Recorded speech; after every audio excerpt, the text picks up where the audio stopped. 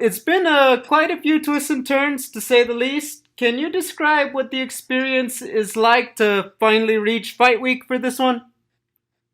Yeah, man, this definitely has been like a crazy things happening in the worldwide right now, all over the place.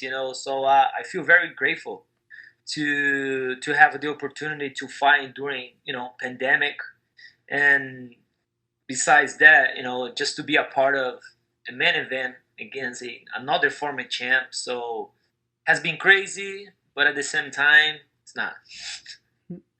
I'm glad you brought that up. You've been in big fights before, Cody Garbrandt, Aljo, but with a guy like Frankie Edgar who held the belt and he's been at the top for a while, would you say this is the biggest one of your career? Yes, it's definitely like one of the biggest fights of my career, But I do believe also that every single fight, it's the biggest fight of my career. For the fights that I have previous, that's the reason that I'll be able to do this fight. I have just been fighting for the last 7 years over the UFC organization. I just fought the best fighters since my first fight. I got a 1 week notice against a guy number three back then, and Robbie Fawn, Brad Jones, Brian Caraway, like great guys and tough opponents. It's just showed that I go there and I do my job and I leave everything in the octagon. No regrets. With Yoel Romero versus Uriah Hall off the card, now there's just even more attention. A lot of people would say they're all tuning in just to see you two fight. Is there, I guess, more pressure because there's more of a chance to really boost your name if you get a big victory? Is a pressure if I think that way, but what I try to think it's I do what I love. So for that I'm very grateful for, especially through pandemic when we see like the economy worldwide, going very bad and me here right now do what I love, fighting with a former champ. I think what I think is like a pressure is for people right now at home that lost their job, kids not going to school and moms or dads they're doing all that taking care, you know besides that, pressure is the homeless on the streets, things like that. I think that's a lot of pressure. It is a pressure, yeah, it is a pressure, but at the end of the day I'm doing what I love, and if I get hurt or if I don't get hurt, it's part of my job, it's fun. So it's all dependent like the point of view. I understand that. Are you expecting anything different from Frankie at bantamweight compared to what you've seen from him at featherweight? Oh yeah, definitely faster, stronger. Skills wise, he's gonna be sharper. Final question from me. At bantamweight, there's obviously the big three at the top: Peter Yan, Aljo, Marlon Moraes. Who do you see coming out on top after all three of those guys, compete against each other? Wow.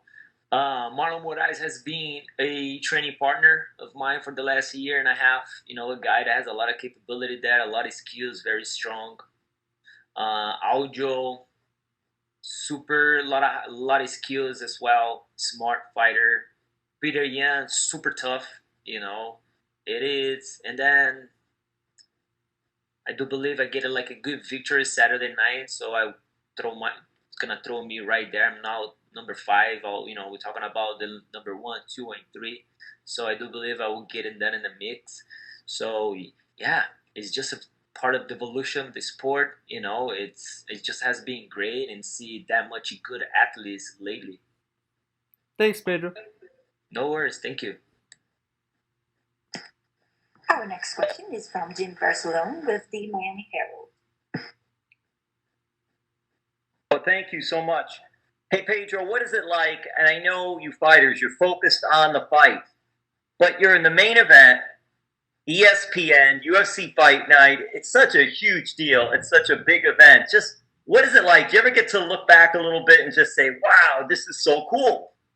Definitely, man. That's a great question. This is really cool. I was just talking with this like in a, someone before you, and it's definitely the word that I can say. That is very. I'm very grateful for that. It's pretty joy. Be able to do make money.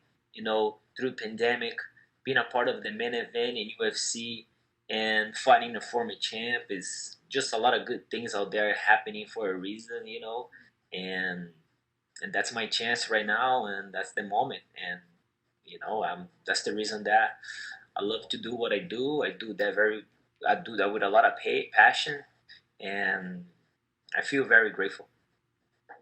If I'm correct on reading this, your last fight was June in 2019. What does that mean, that time? You're an experienced fighter. Does the experience help you because of that? How do you keep from not getting rusty? Great question. Yeah, has been a little over than a year. Before fighting Aljo, I was fighting guys that was coming to fight. Aljo was the guy that was very smart. He was using his length. He was he was more a strategy in the fight. And in my point of view. So, and also I was able to, for the last year, to involve also my skills and get better in fighting a guy that sometimes he's not gonna come into my fight. Sometimes he's gonna just do enough to win by points and stuff like that. Sometimes it was not something that I was used to it, but I had like a little over than a year to get better in that sense of if a guy's gonna just winning just by points or things like that. So I could it was a good timing because I was able to get together with all my coaches and see what I did wrong in the fight, what I could do better, and we had all this time. A month later after the fight, I was back in the gym helping my friends getting ready for fights and stuff like that, and also was I took that fight, I took that loss like a learning process, for me to see what I need to get better at. And I do believe that I did my homework, and I do believe that I got a little bit smarter in that sense. And Saturday is a good test, to put it all that in perspective and putting my game style there. And Pedro, you were hit with the COVID. You were supposed to fight earlier, but you got hit with the COVID. Just how bad was it for you during that time? How serious health-wise was it? Was it just being in quarantine for a couple of weeks? How did that process go for you, and how serious did you get with that? Yeah, I just see like it's all depend how we see things. I just in that moment I just try to be grateful. To nothing worse could have happened with me and my family. We all got sick. We all tested positive for COVID, but luckily and very grateful that nobody had to go to hospital and things like that. I have a daughter, small daughter in the house. My wife and things like that. We felt a little bit sick, but it was something that we could have worked through, and we're here today. And just two more real quick. The pandemic, did you train differently because you had experienced COVID? Did you train differently after that with ATT or no? I took like a week, and that week that I took off, I did a lot of tests. Was very grateful to Dan Lambert, the guy that owns American Top Team. He was, really like taking care of me and every single fighter at American Top Team. I was getting tested almost every day, and all the tests was coming back in negative. As soon as I went back to Florida, I think it was at the end of whatever.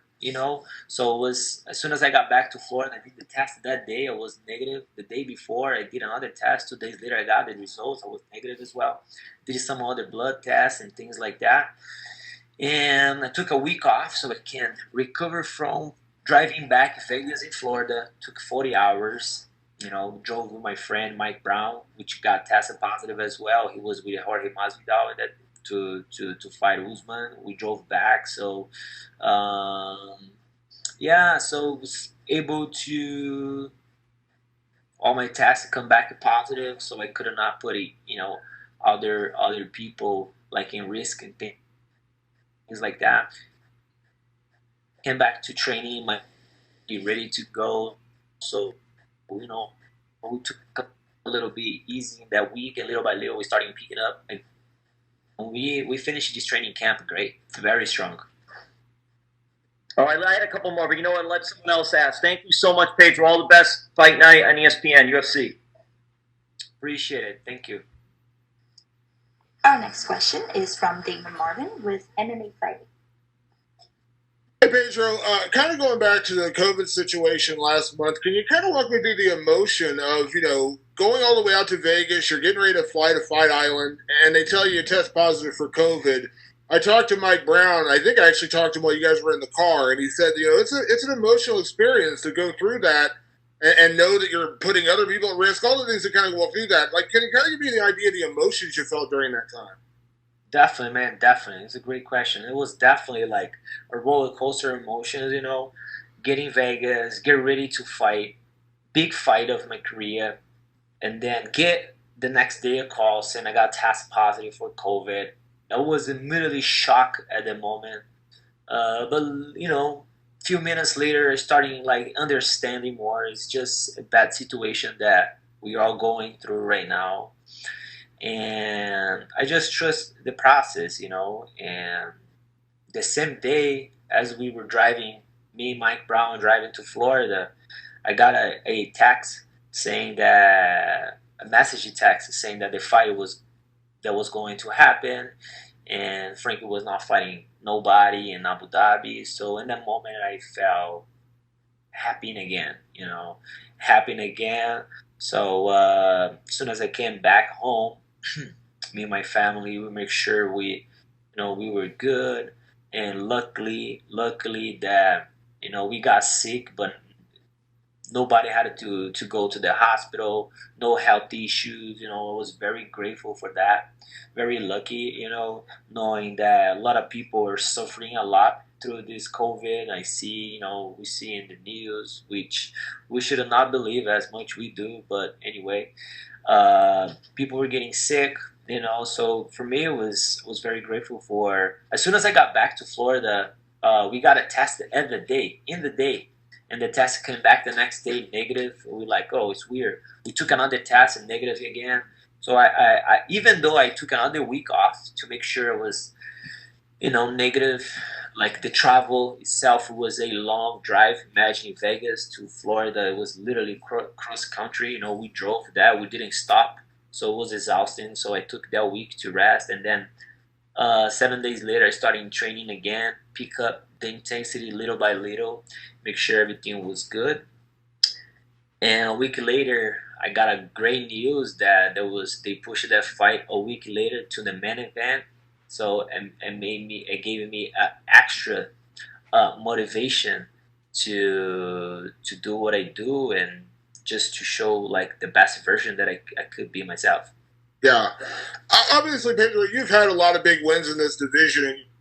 You mentioned where you're ranked. You're still in that top five. And, Frankie is new coming in, but he obviously is a guy who's been around forever, been a champion, been a contender at featherweight. Like, in a lot of ways, do you feel like this is actually a bigger fight for you than fighting another ranked opponent? No offense to the guys who are ranked, but just because of who Frankie is.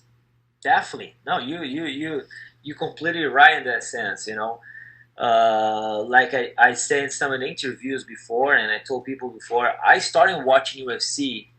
The first guys that I watched, it was very early age in my life. It was Royce Gracie, and then later on, UFC was already starting getting big. More fighters, better skill, just the evolution of the sport itself. So Frankie was the guy that used to call my attention, because the skills wise, he was not even a jiu-jitsu guy fighting a boxer guy like back in those days. He was a guy that well-rounded, boxing, wrestling, jiu-jitsu, and all that, footworks and things like that. And right now I have just the opportunity to be fighting a living legend like that as in a main event. So it's let's say that's one of the biggest fight of my life, but every single fight, it is the biggest fight of my life. Robbie Fong was a guy that was super tough, fought him in Brazil. Brian Caraway, veteran, well-rounded. Even before UFC, fought guys like Jeff Kerr, guys like that. So I just fought, like you said at the beginning, of our conversation.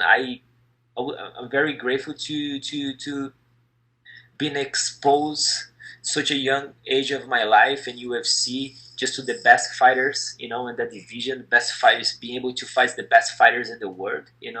So for me right now, it's just another challenge. It's just another guy who's really good. But in the end of the day, he has two arms like I do. He has two legs, what I do. And we're going to see who wants more. And my last question, Pedro. A win over Frankie Edgar means something. I mean, Frankie has lost to so few guys in his career. Beating Frankie Edgar really means something. And you look at the division, I think we all hope, or at least we imagine, we're going to see Peter Yan against Aljamain Sterling. I know your teammate Marlon Moraes has got Corey Sandhagen.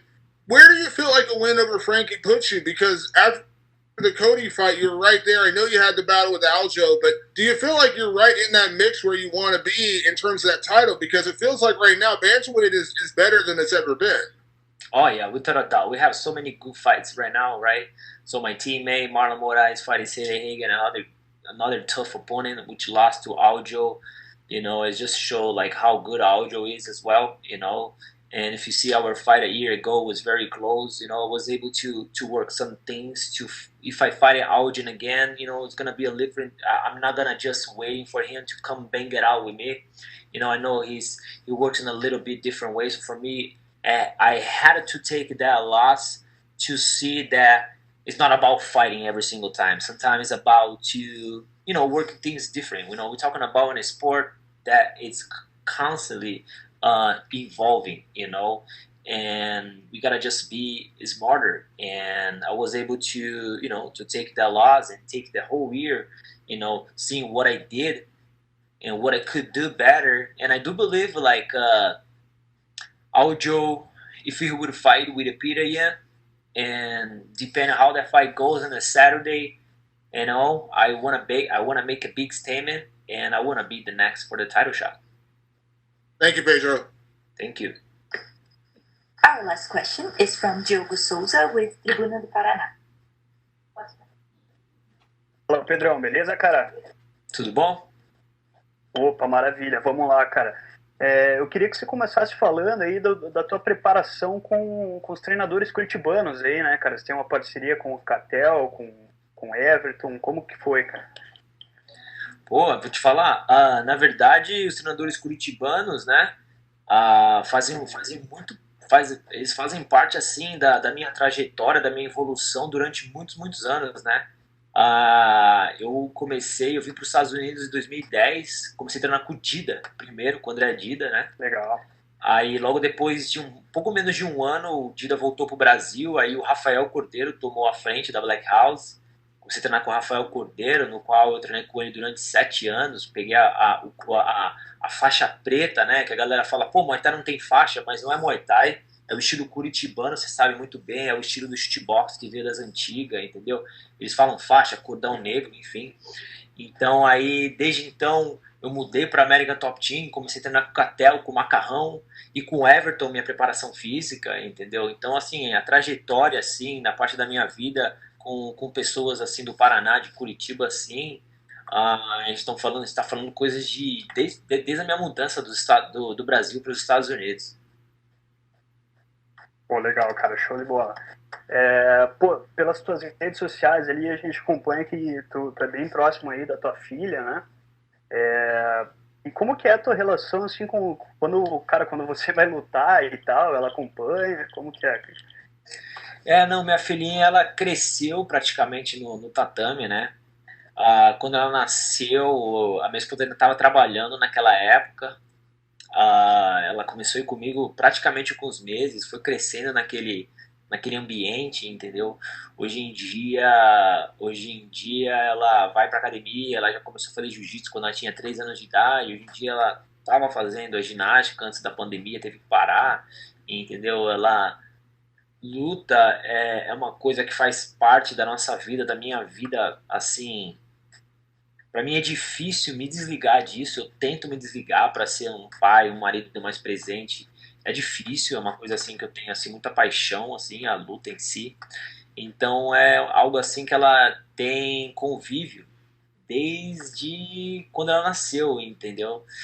A gente assiste sempre lutas e a gente tenta desligar de uma maneira ou outra, mas como eu te disse, é difícil. Então isso eu não sei se é do ambiente ou se é algo dela ou não, mas ela gosta de ir na academia. Eu tenho o prazer também de levar ela para academia, para ela ter esse envolvimento, esse conhecimento sobre o esporte. Eu apoio ela em outras áreas do esporte também, na ginástica olímpica. Recentemente ela ia começar a capoeira, aí começou a pandemia. Ela chegou a fazer algumas aulas e eu quero que ela fez futebol também. Então, assim, de uma maneira ou outra eu tento apresentar para elas assim os esportes.